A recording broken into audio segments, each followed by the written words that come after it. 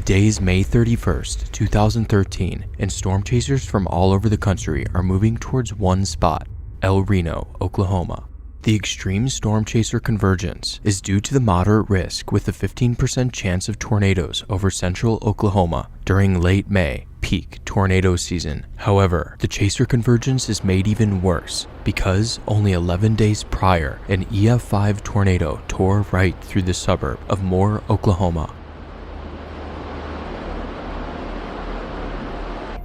With the EF5 still fresh on everyone's mind, no one knows there's about to be another disaster, but this time, it would directly impact the storm chasing community.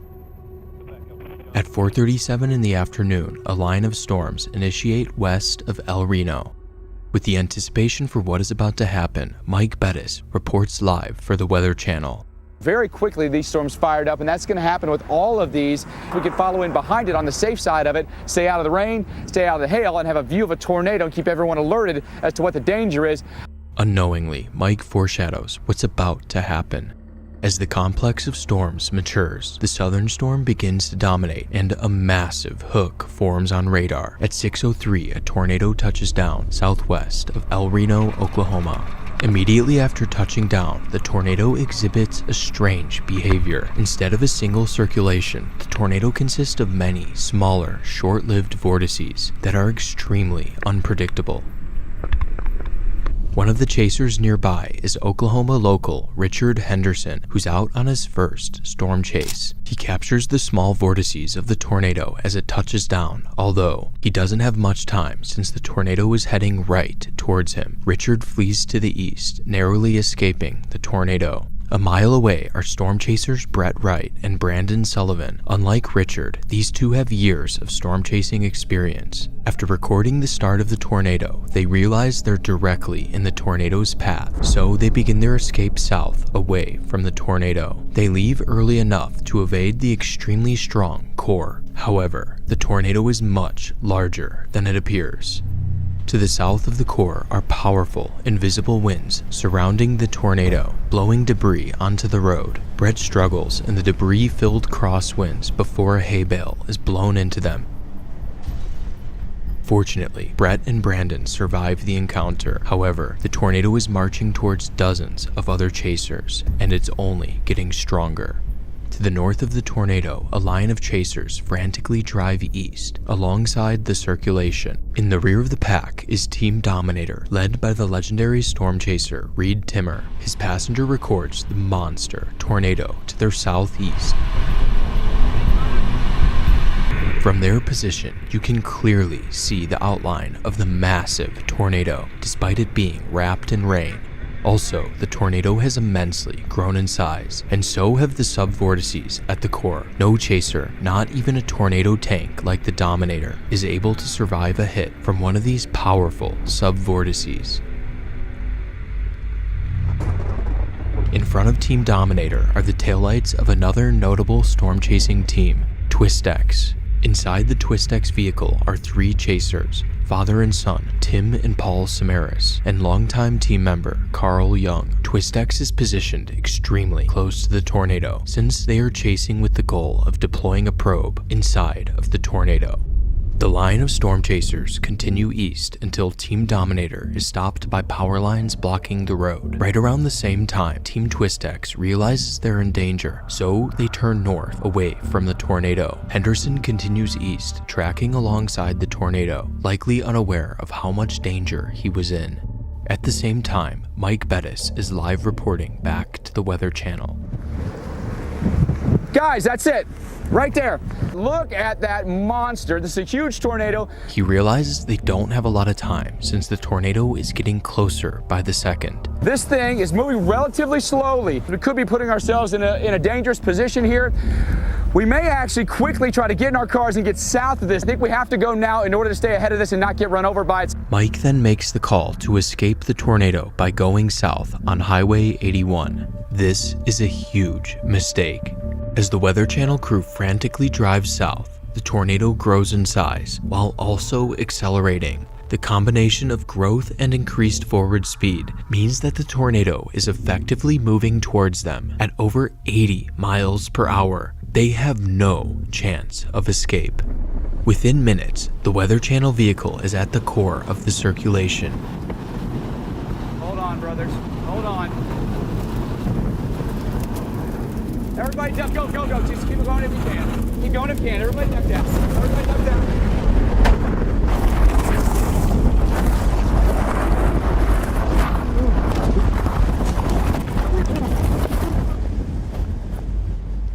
Their car is rolled 100 yards into the adjacent field. Somehow, everyone survives. But as the tornado barrels onwards, others would not be as fortunate. Immediately after striking the Weather Channel crew, the tornado turns north towards Richard Henderson, who's still driving east. Richard is caught in the violent core. His vehicle is thrown into the nearby field and is crumpled. Tragically, Richard does not survive. As the tornado is impacting Richard, it reaches a peak width of 2.6 miles wide, making it the widest tornado in recorded history. Meanwhile, to the north, Team Twistex and another chaser, Dan Robinson, are frantically driving east on Reuter Road. They are now driving through the outer bands of the circulation. As the core of the tornado approaches Twistex, the winds momentarily subside, and Tim becomes aware of the dire situation. Moments later, their vehicle is directly impacted.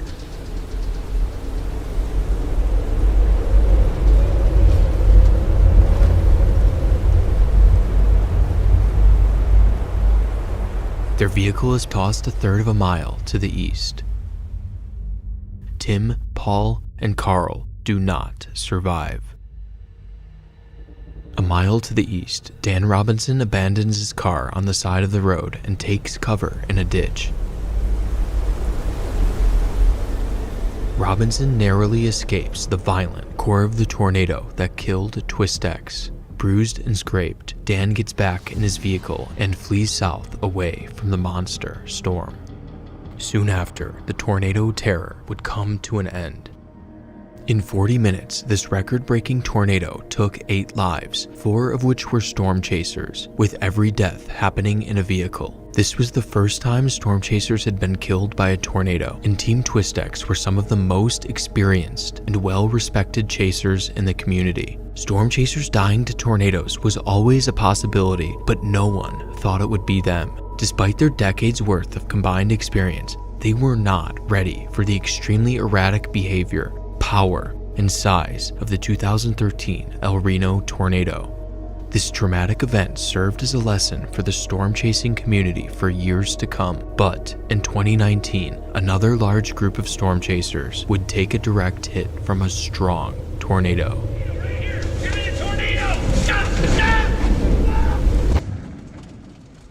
Before I get into the next storm chasing incident, I'd like to tell you about the sponsor of this video, Vessi. Vessi is a high quality brand that makes the best sneakers. These shoes are perfect for me as a storm chaser because they are completely waterproof, but that's just the tip of the iceberg. This specific model is the Stormburst, which are designed to have additional traction as well as a cushioned sole, enhancing the shoe's comfort, making them perfect shoes for long-term usage. They also have a high-top version of Stormburst, making them even more waterproof and weather resistant than some of their other designs. I also really like the modern chunky dad sneaker look. The Stormbursts come in a bunch of different colors, but my favorite part is that they have storm in the name. Well played, Vessi. Whether it's walking through your neighborhood or hanging out in front of a gorgeous supercell on dirt roads, Vessi Stormbursts are able to tackle every situation. To get your Stormbursts or any other Vessi product, use the link in the description to get 15% off your purchase today. It's May 28th, 2019, and a moderate risk with a 15% chance for tornadoes is taking shape over Kansas, storm chasers' favorite state. Of the many chasers out that day, one group is the well-known storm chasing tour, Silver Lining Tours, led by veteran chaser Roger Hill. With over 35 years of experience and more than 2 decades running the tour, few, if any, can match Roger's experience around tornadoes. By 4 in the afternoon, a cluster of storms forms south of Topeka. The complex of storms evolves, and the southern storm develops into a fully mature supercell. Roger, being as experienced as he is, has seen this pattern unfold countless times and positions the tour group in the perfect spot. Soon after, the storm produces a tornado east of Carbondale, Kansas. But there's one problem. This is a high precipitation supercell, a type of supercell that is so loaded with rain and hail, any tornado it produces is essentially invisible, unless a storm chaser is willing to get close. Silver Lining Tours is well aware of the ongoing tornado, but given their position, they can't see anything. Instead of distancing themselves by continuing east, they make the aggressive decision to go north and position in the storm's notch, the only way to see a tornado on a high precipitation supercell. This is an extremely risky maneuver. However, they are not alone, as many other storm chasers do the same exact thing. One of these chasers is Quincy Vigal, who captures the tour vans passing by. Eerily, the tornado is somewhere in this rain.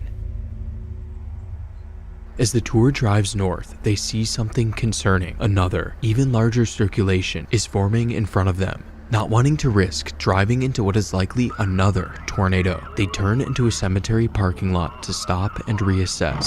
Yeah, gravel.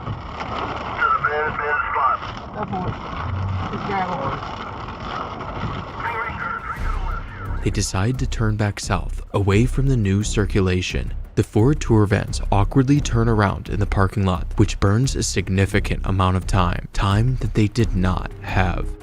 Quincy captures Silver Lining Tours as they head back south. This is the last time they are seen. The convoy of vans continue south through the heavy rain and are hit by a wave of intense winds. And then suddenly, Roger sees something out his window. Debris falling from the sky. Debris falling here. Tornado right here. You're in a tornado. Stop! Stop! Stop! One van is rolled, while another van is lifted into the air, tumbling multiple times across the road into a field. Despite the horrific damage to the vans and large number of chasers impacted, nobody dies. However, one tour guest suffers major injuries. After 2019, the storm chasing community was on their best behavior, but in 2023, an early season setup in the southeast would start the year off on a low note. On March 24th, a moderate risk with a 15% chance for tornadoes is materializing over the southern portion of the Mississippi River. Many chasers are out because of how potent the system is forecast to be. But by 5 p.m., storm still hadn't produced any tornadoes. Many chasers write this day off as a bust. Then, right at sunset, a strong current of air in the lower levels of the atmosphere, known as the low-level jet, ramps up over the area, dramatically increasing the tornadic producing ability of storms. And there just so happens to be a single dominant supercell in the area. Storm chasers see what's unfolding, and they all converge on this supercell, which begins to rapidly rotate as it crosses the Mississippi River. One chaser who goes by the name Chris FL Tornado is streaming on YouTube, documenting his chase, and he's now moving into Rolling Fork, Mississippi. And at 7:57, a tornado touches down southwest of Rolling Fork, the town Chris is in. Right behind Chris on Highway 64 is storm chaser Max Olson, who captures the early stage of the tornado as it's directly to his west.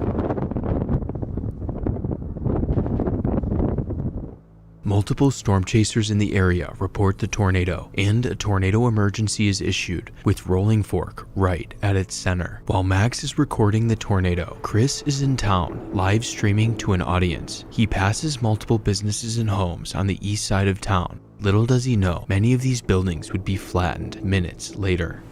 Chris takes a left into the residential part of town. He looks at radar, and he's right in the path of the circulation. Chris continues down the road and stops for nearly a minute at a stop sign, lingering for far too long. Chris then says he's listening for the tornado and that he needs to be careful because things are about to get ugly, and he could not be more right. Meanwhile, Max is southwest of town, recording the tornado with an unobstructed view. By now, the tornado has grown into a massive beast, and it is rapidly closing in on town, where Chris continues to meander. Even though it's at night, frequent lightning strikes and power flashes light up the monster lurking in the darkness. However, Chris's view is obstructed by the homes and trees in town. Chris turns east, unknowingly entering the tornado's path. He mentions that he wants to get out of town, but little does he know the tornado was already doing damage less than a mile away. As Chris struggles to find a path back to the main road, he stopped at a dead-end street, losing him even more time. He makes a couple more turns, and then a loud roar begins to drown out all other sounds. Chris nervously closes his windows to quiet the roar for his stream, and he seems to be aware of what is happening. Another chaser, Marcus Reynolds, is a couple blocks to the north and captures the tornado as it's illuminated by a power flash. By now, Marcus and Chris are both aware of the danger they're in, but time has run out. The wind picks up and debris flies across the road on Chris's stream before it cuts out. Moments later, tornado overtakes both chasers. Both chasers survive. However, had they been just a single block to the south, they likely would have died, since this area was found to have evidence of winds of at least 195 miles per hour, which are essentially unsurvivable for anyone in a vehicle. The Rolling Fork tornado was only the first big tornadic event of 2023, and already 2 chasers were hit by a strong tornado. And less than 2 weeks later, another tornado would impact multiple chasers. Holy shit! And I was one of them. The story actually starts a few days earlier when an extremely potent system was coming through the Mississippi River Valley on March 31st. As a storm chaser, I wanted to get involved in the action, so I road tripped east to chase the northern portion of the risk, where a 30% chance of tornadoes was outlined over Iowa and Illinois. On the morning of the chase, I faced a difficult decision. Which side of the Mississippi River should I chase, Iowa or Illinois? I chose Illinois, which was a huge mistake.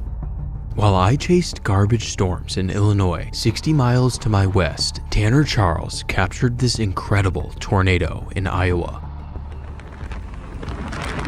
Absolutely incredible!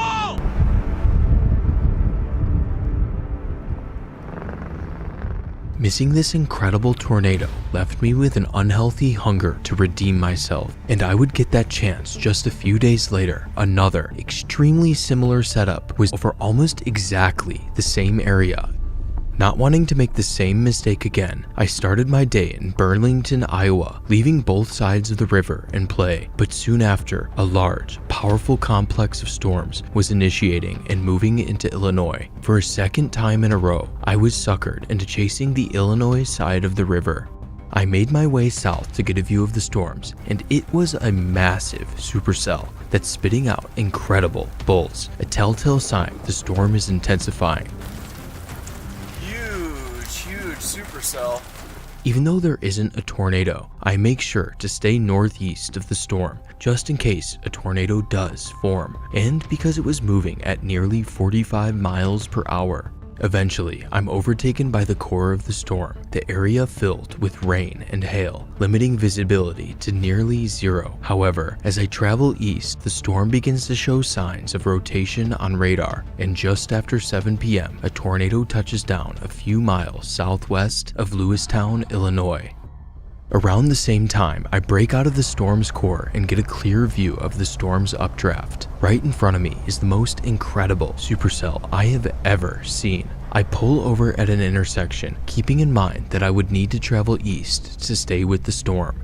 Right behind me is Tanner Charles, who's leading a vehicle with 3 other storm chasers. Yeah, okay, here we go. Is that it right there? Or wait, no, it's over here on the right.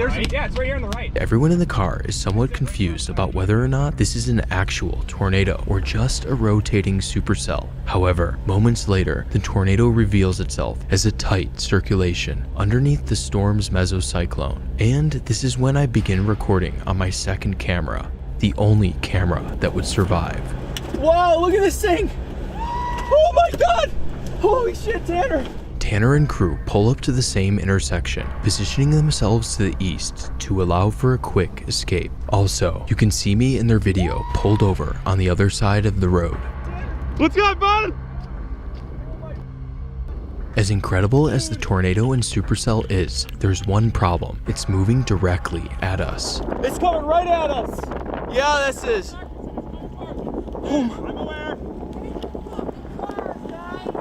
As the tornado gets closer, a local yells. We're good. We got time. And I resist their advice, thinking I had more time than I did. Tanner's group is more cautious and they escape to the east. I hesitate for another minute since I'm frozen with a mixture of fear and awe. And to make matters worse, I couldn't find my phone. Where the fuck is my phone? Eventually I find my phone, pull a U-turn, and then make the single most pivotal decision of the chase, or really my entire life. Instead of going north away from the tornado, I turn east to race out in front with the intention of keeping up with the tornado for as long as possible. As I frantically drive east along Epworth Springs Road, Tanner and his crew turn north onto Highway 100. They seem to have escaped in time. However, high voltage power lines fall, trapping their vehicle directly in the path of the tornado. Oh my gosh! Oh! Holy! Lord Jesus, please protect us in the name of Jesus. Oh, fuck. Back west, I race to stay ahead of the tornado, frantically looking for a north option. I try to stop and turn north on Ridge Road, but as I hit the brakes, I begin to hydroplane, missing the turn. The next option is Highway 100. As I'm stopped at the intersection, I grasp the danger of the situation I put myself in. Oh my God! The now massive tornado was half a mile to my southwest. I wasn't ready to give up, so I turned around in desperation to hopefully get on the backside of the tornado. Alright, we're going back! We're going back! We're going back! I keep fighting. The grain silos next to me begin to shred apart, and a large piece of sheet metal jams into my wheel, stopping my car. In these brief, helpless moments, I decide to brace myself up against the steering wheel. My windows blow out, and pieces of debris whiz by my face at incredible speeds. My head is positioned right behind the vehicle's door pillar, shielding my head from the flying debris, likely saving my life. The grain bin is thrown into my vehicle and my car rolls. After rolling 3 times, the vehicle finally comes to a rest. The powerful core of the tornado then overtakes Tanner's group's vehicle.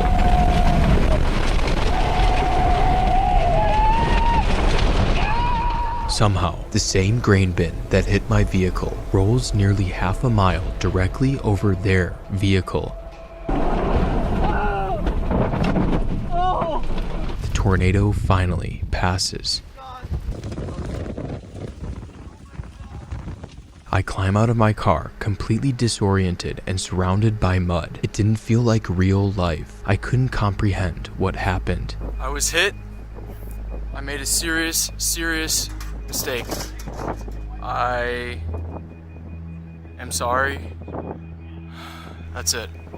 For a second time in 2023, and less than 2 weeks after the Rolling Fork incident, 2 different chase vehicles were hit by the same tornado. Admittedly, my own decisions resulted in me getting hit, but instead of just saying all storm chasers to be hit by tornadoes are stupid, like what all the comments have been saying for years on both YouTube and Reddit, I want to break down why it happened while also talking directly with the people who lived through those moments.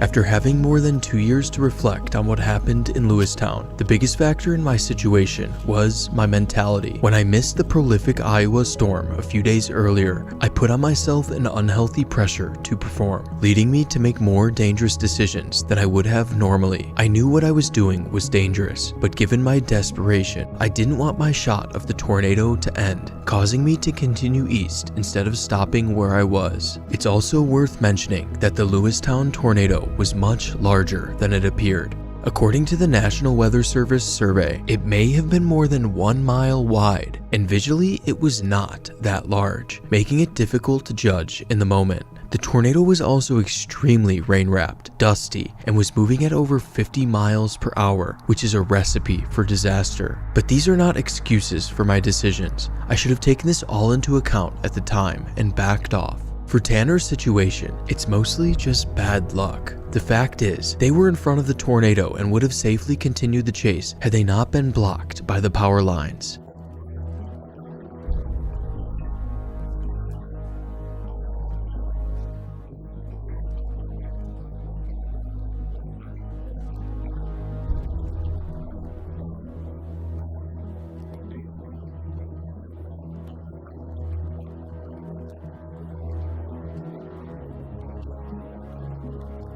The Rolling Fork tornado had similarities to Lewistown. It was hard to see since it was at night, while also moving at an extremely fast forward speed. But the biggest issue was that Marcus and Chris were chasing in town, surrounded by trees and buildings blocking their view. Getting close to a tornado at night is just not worth it, especially when you're in an area with tons of potential debris. Max Olson also chased the tornado and got incredible shots without putting himself or others in danger. So when Rolling Fork initially touched down, we were south of town by a couple miles, and I had stopped well south of Rolling Fork because I didn't want to get north of the tornado's path in any way. When it's that late at night, even though we had decent visibility, storms moving that fast, things can happen quickly.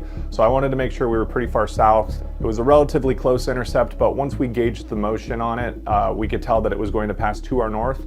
We just weren't sure if it was going to go directly through Rolling Fork at that point, or if it would pass Rolling Fork, or maybe just clip it a little to the north. It was still pouring down rain and, windy, and it was really difficult to see outside until there was one flash of lightning that really illuminated the foreground.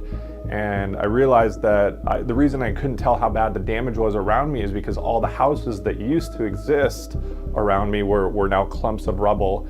And that's when, I just got the biggest pit in my stomach and was like, oh man, these people need a lot of help and really fast. The tornado that impacted Silver Lining Tours was also extremely hard to see because it was buried in rain, fast moving, and the chasers were in a dangerous position, the storm's notch. My main criticism is that the storm chasing tours should not be chasing aggressively. Because a convoy of vans moves slowly, Max has been a tour guide for a few seasons now, and he can also verify that. When I am guiding a tour, I'm chasing completely different than when I'm out on my own. When I'm on my own, I'll be somewhat aggressive, still smart and calculated, but aggressive when the situation presents itself. When I'm on a tour, I'm not even thinking about getting close. I'm just thinking about getting these guests out of the van in a safe spot where they can enjoy the storm, which usually means we have to stay further back. The one tornado that really stands out is the El Reno incident, where 2 storm-chasing vehicles and 4 different chasers died. This is still the only time storm chasers have been directly killed by a tornado, likely because it's the strongest, largest, fastest, and most erratic of the tornadoes I covered in this video. However, the storm chasers are not totally blameless. I truly don't understand the decision-making process of the Weather Channel vehicle, since they basically drove straight into the tornado. Even though Mike Bettis seemed to have good situational awareness at the time, they're extremely lucky nobody was killed in their vehicle. I recently visited the Twistec site, and the most eerie thing is just how close it is to other roads. All they had to do was turn north, and they likely would have survived. And while El Reno remains the only tornado to ever kill storm chasers, given the increased number of storm chasers around tornadoes, it's no longer a question of if more storm chasers will be hit or even killed. It's a question of when. During a storm chase last year, my friend Kelton lost sight of a large and dangerous tornado. Fortunately, he evaded the tornado to the east, but had there been chaser traffic slowing down his progress, he would have been killed.